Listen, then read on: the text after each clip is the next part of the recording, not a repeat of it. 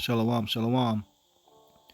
First off, I want to give all praises, honor, and glory to Yahweh, Ba'ashem, Yahushai, Ba'ashem, Chakadash. Yahweh being the true name for the Heavenly Father.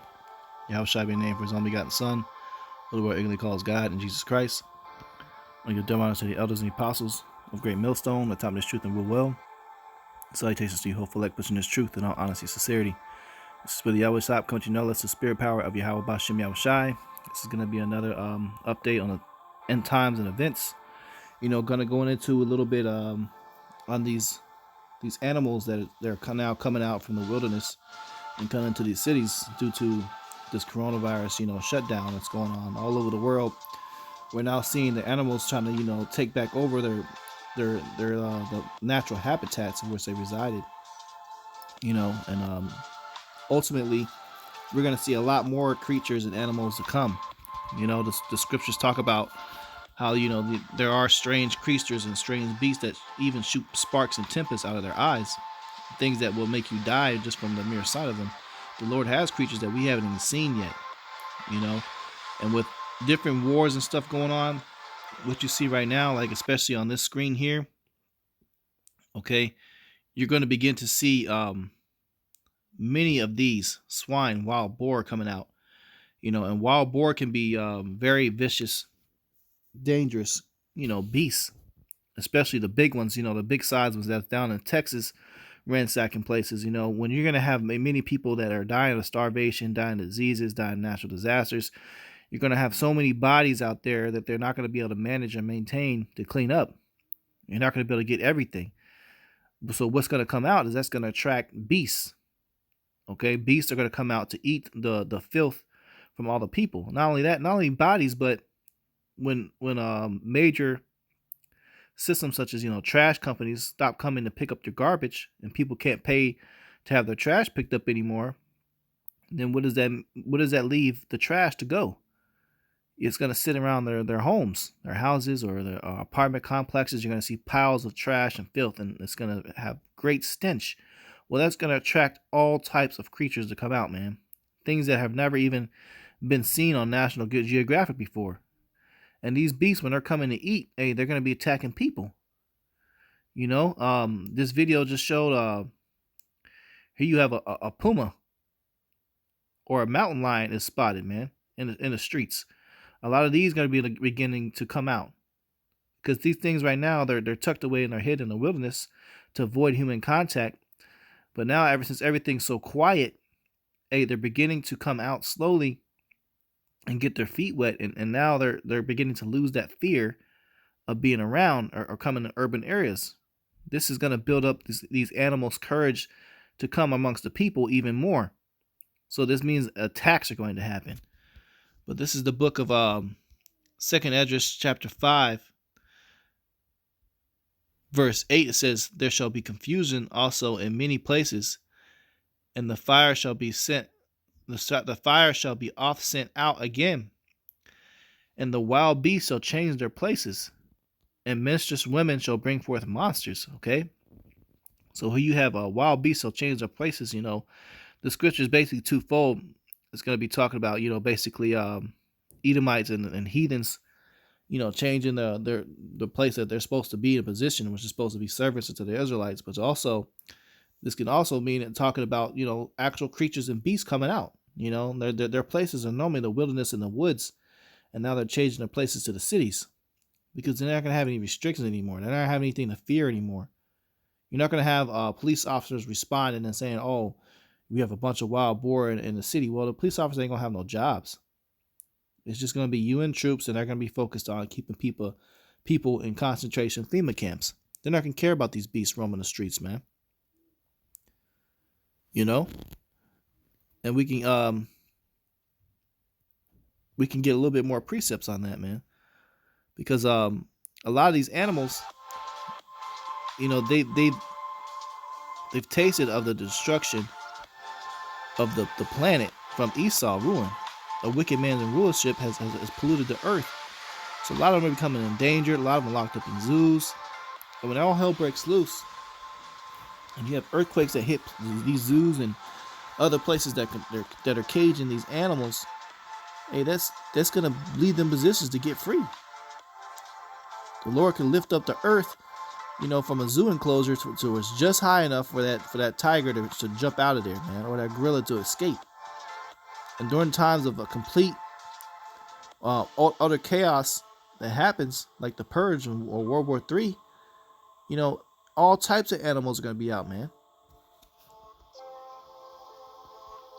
This is the book of Proverbs 12 and 10, and it says, "A righteous man regardeth the life of his beasts, but the tender mercies of the wicked are cruel."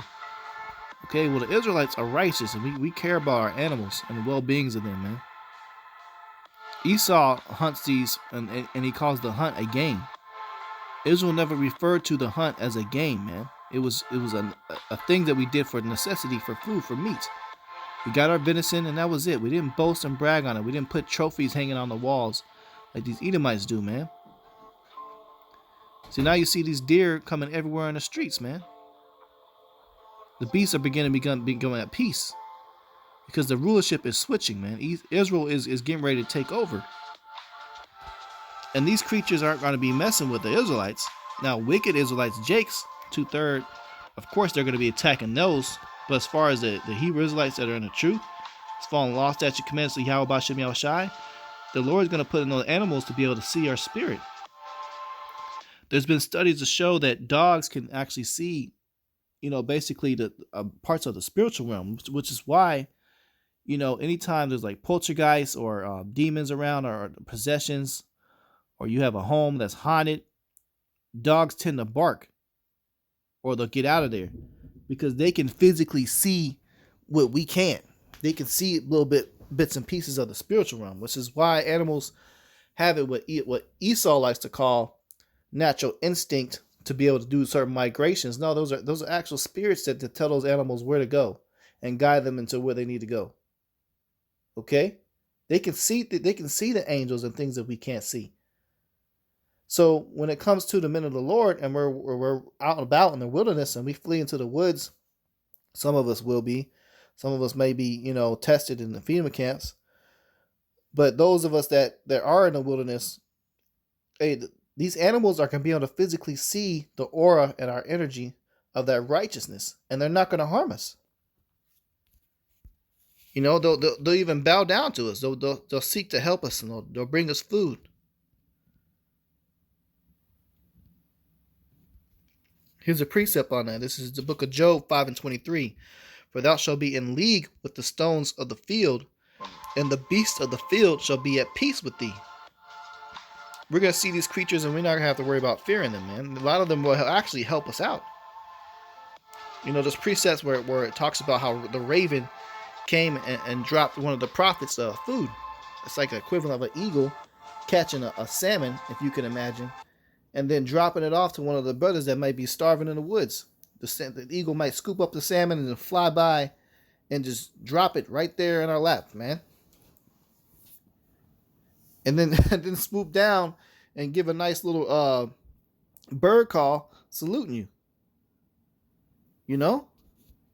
The beasts are going to be at peace with us, man, because we're supposed to be in rulership, and we love the Lord's creatures. For me, when it comes to the animals, man, I really love animals. I've always had since I was a kid, man. I've always been into nature, from learning about different plants, going to the woods, trying to start fires, out there trying to build like huts like the natives did, making arrowheads, making slingshot bows. I've always been into that as a kid, and most of all is the animals, man. I was always fascinated with those.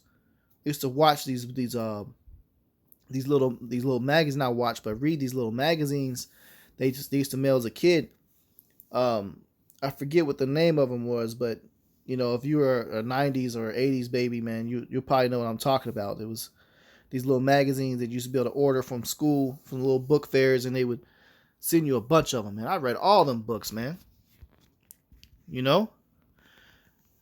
But the Lord is actually going to give us spiritual power as well to defend ourselves. Hey, we're going to be on like some Aquaman type shit, talking to these creatures and sending these creatures upon the wicked to tear them up. This is 2 Kings 2 and 24. And he turned back and looked on them. Actually, let's go back a little bit so you can see what's happening in the story here. All right, this is 2 Kings 2:23. All right, I believe this is one of the prophets. He's basically, he was preaching. Okay, it says, and he went up from thence unto Bethel, and as he was going up by the way, there came forth little children out of the city, and mocked him, and said unto him, Go up, thou bald head. Go up, thou bald head. So you got some little badass baby kids, man. Some little bad kids, probably raised by a wicked woman, like the typical nigga woman today in America that raises up kids that they're just monstrous children. What we read in the other precept. Okay, they're here to teasing one of the prophets, man, a man of the Lord, and wickedness. Not to be funny. To, some kids might trying to mess around with you, be cool, and play with you. These kids are insulting him. And look what he does. And he turned back and looked on them and cursed them in the name of Yahweh. So for those of you who say, oh, you why you want to pray risk harm on somebody else? You're demonic. You're evil. You want to pray for somebody to get hurt? I only wish the best for you. No, man. The prophets, we have the ability to put curses on people. It says, and cursed them in the name of Yahweh. And there came forth two she-bears out of the wood, and tear 42 children of them. So damn, man. Hey, so this was 42 kids that was out there teasing them, mocking them, basically a crowd of bad kids, man. Hey, and when he set them prayers up, two she-bears came out the woods, man, and ate them all up, man. Did they eat the prophet? No. But they ate them badass kids, though. Okay, so that's an example of how the animals are going to be at peace with us, man. The Lord's going to put a special spirit on them. This is Isaiah 32:14. Because the palaces shall be forsaken, the multitude of the cities shall be left. The forts and towers shall be dens forever, a joy of wild asses, a pasture of flocks. Okay, so this city is being abandoned, all right? These palaces are being abandoned right now. Ultimately, when the thermonuclear destruction happens in World War III and the missiles hit, the place really is going to be abandoned and desolate. So any animals that survive that destruction are beginning to come out, and that's going to be their new homes. There's all these skyscrapers that are going to be leveled. It's going to be rubbles of skyscrapers and rubbles of palaces left and mansions going to be gone. Hey, all that's going to be little dens and houses for all the creatures that the Lord is going to bring out. So we're seeing all these animals walk around in the videos. It's spiritual, man, because we're approaching that time. This is nothing gonna be left of Babylon but a desolate, great wilderness, a desert. This is the book of let's see here if I wanted to bring this out. Yep, here we go. This is the book of Isaiah 13, verse 19. In Babylon, the glory of kingdoms, the beauty of the Chaldees, excellency, shall be as when Yahweh overthrew Sodom and Gomorrah. How did he overthrow Sodom and Gomorrah? It was by fire. And why did he do that? Because they were committing sodomy in there. And what is America doing? Sodomy. All right? So this place is going to be overthrown the exact same way. Only this time it's going to be thermonuclear destruction. Verse 20, it shall never be inhabited, neither shall it be dwelt in from generation to generation. Neither shall the Arabian pitch tent there, neither shall the shepherds make their fold there, Salakia. Verse 21, but wild beasts of the desert shall lie there, and their houses shall be full of doleful creatures, and owls shall dwell there, and satyrs shall dance there. Okay? So, of course, we're going to have more and more animals that's going to come out, man. And they're going to come out in peace and happiness. It says, and the wild beasts of the islands shall cry in their desolate houses, and dragons in their pleasant places. And her time is near to come, and her days shall not be prolonged. All right, so the time of this is approaching. These are all spiritual signs and events of what we're seeing with these creatures coming out like this. It's a foreshadow of what's to come. Okay?